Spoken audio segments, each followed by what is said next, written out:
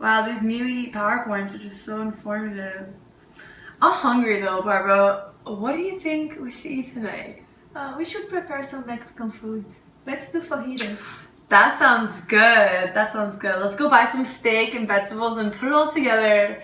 And I don't know, let's make a cooking video. Yes! Yes! Flow Factor, real me. Today we are going to prepare fajitas. It is a traditional Mexican dish and we have chosen because it allows you to get a taste from a different culture across the border, provides a mixture of different flavors and ingredients, and is also very tasty.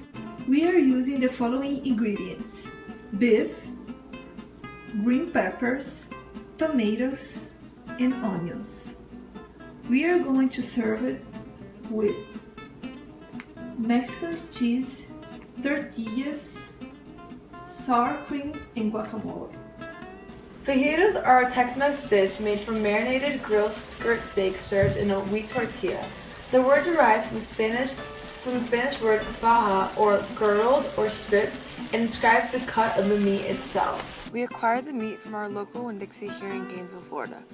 The product was on sale for $5.79 per pound, so at a net weight of 1.130 pounds, it came out to a total price of $6.54. The product was presented at retail on the shelf with other steak products separated by primal cuts mainly. It is wrapped with a PVC overwrap with a sticker labeling its details. The packaging details were very consumer friendly and even provided safety handling instructions and even recipe and cooking tips. It was in a freezer-like shelf area that was used to keep the meat at a proper temperature, and we acquired the product by picking it up from the shelf. The apparent level of sanitation was mainly the PVC overwrap that makes it oxygen permeable, allowing it to have a bright red appearance, which is more consumer appealing, while keeping out basic levels of bacteria. The packaging looks like it was packaged at the local Winn-Dixie since it notes that it is a Winn-Dixie brand.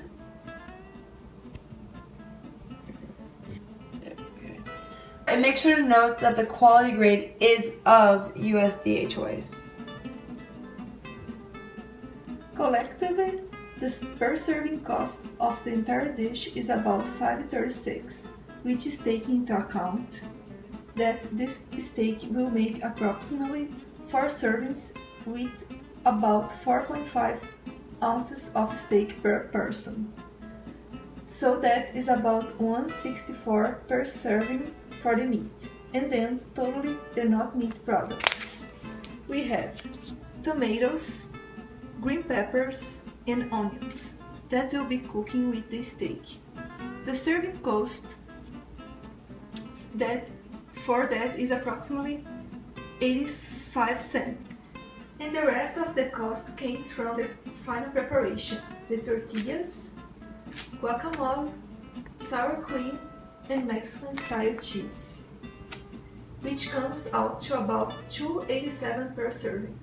Note that the extra ingredients are based on preference, so if you choose to make it more affordable and opt out of, let's say, having sour cream, that works too. So as part of the sanitation process, we make sure that we are washing the cutting board before we start to cut the meat on it, to prevent any kind of unnecessary bacteria from touching the meat while it is exposed. Another portion of the sanitation process, which is very important, is to make sure that we're washing our hands thoroughly, which means using soap, scrubbing left to right, and then repeating. We are also make sure that we are putting our hair up. So now we'll start the process of preparing the meat and cutting it in thin slices. I'd like to note that we did not store the meat because we just purchased it at Winn-Dixie, and now that means that we don't have to refrigerate it, and it's still properly thawed. So now we can just start the cutting process of the steak. What's required for fajitas is thin strips of meat.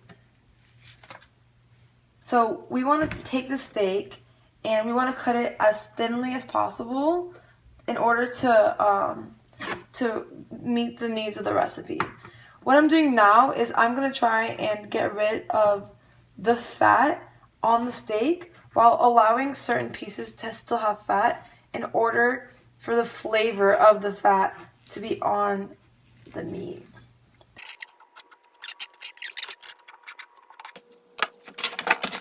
I'm going to put the steak pieces into the bowl.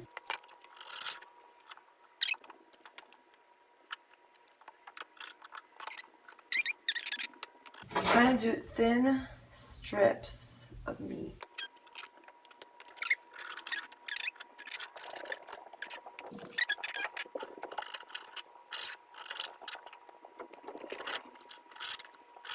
So I'm cutting in the direction of the meat, that way it'll be less chewy, hopefully.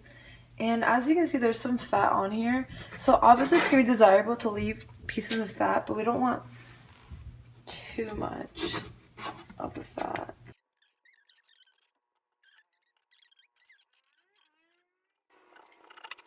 Making it thinner, that way it's thinner pieces.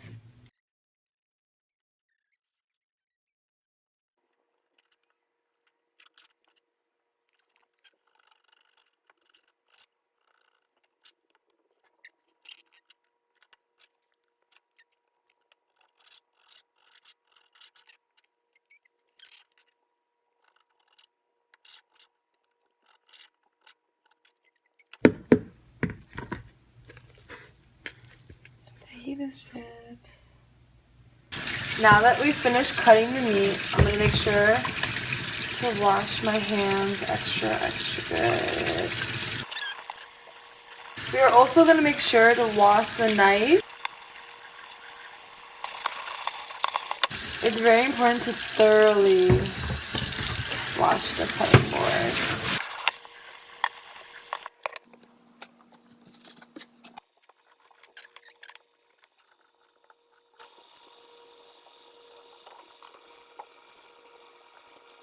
Now I finish cutting onions and I will start cutting the tomatoes. I'm putting the vegetables separate for the meat. Now I'm going to wash the table to cut the tomatoes.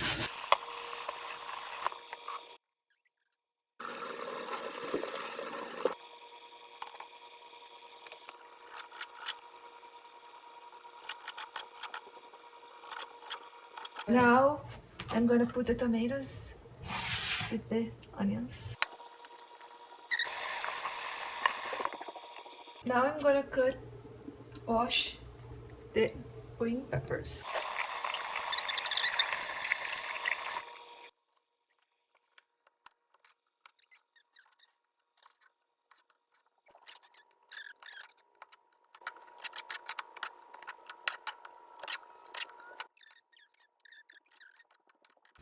Now I'm gonna put the green peppers with all the ingredients.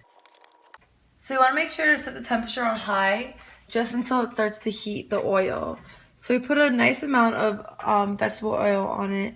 And we're just going to let it heat up a little bit before we put the meat inside. Okay, now that the oil is nice and warm, we're going to go ahead and we're going to add the meat into the pan. And just note the fact that we're cooking the meat first because the meat will take more time than the vegetables to be prepared. So I'm going to go ahead and I'm going to put the meat into the pan. We want to make sure the meat is cooked.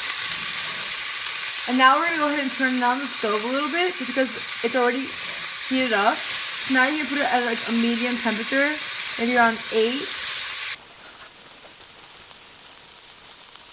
Now that we see that the meat is getting pretty brown, that means it's almost ready, but not completely ready. We're going to go ahead and we're going to put the vegetables in. That way it can cook together and we can let the vegetables blend with the juices of the meat and vice versa.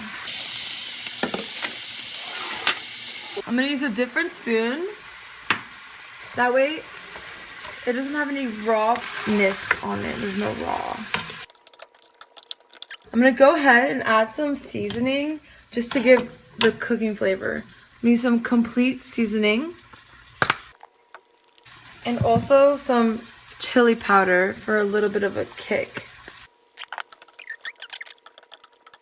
At this point, we can go ahead and put the lid on just to let it cook together for a little bit.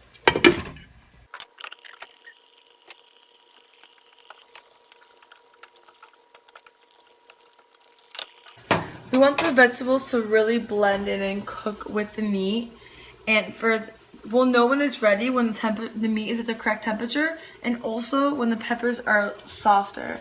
We're gonna go ahead and check, see what the temperature of the meat is looking like.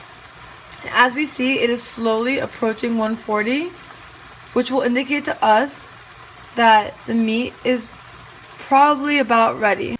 Now that our beef has hit 140, it's safe to say that the fajitas are ready.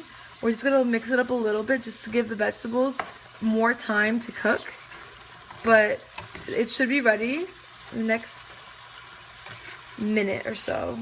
I'm gonna go ahead and lower the heat a little bit because our meat is ready. We don't want to overcook it, but we still want this vegetable to cook a little bit.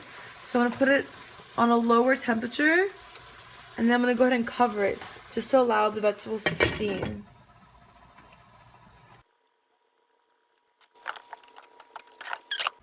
Alright, let's check on our meat again. Yes, the fajitas are definitely ready.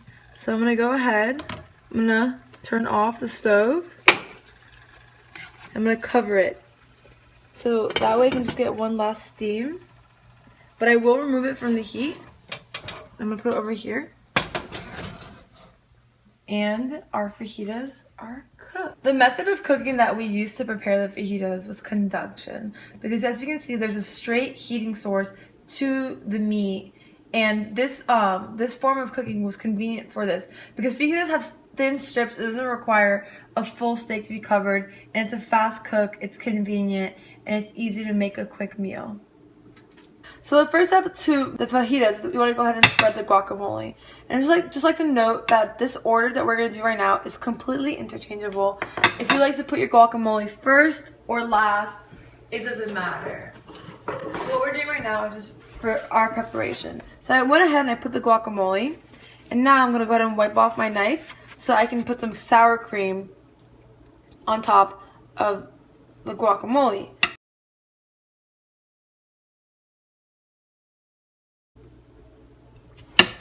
There we go, nice top. Now I'm gonna put the meat on the tortilla.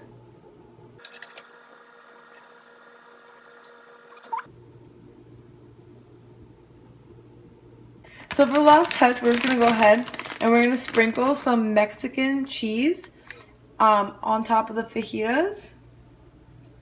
Basically, the Mexican cheese is just a blend of 4 different types of cheese, which gives it more flavor and sometimes an extra kick. Put a little bit more cheese. I like a lot of cheese. And that's it. We're finished. We made our fajita.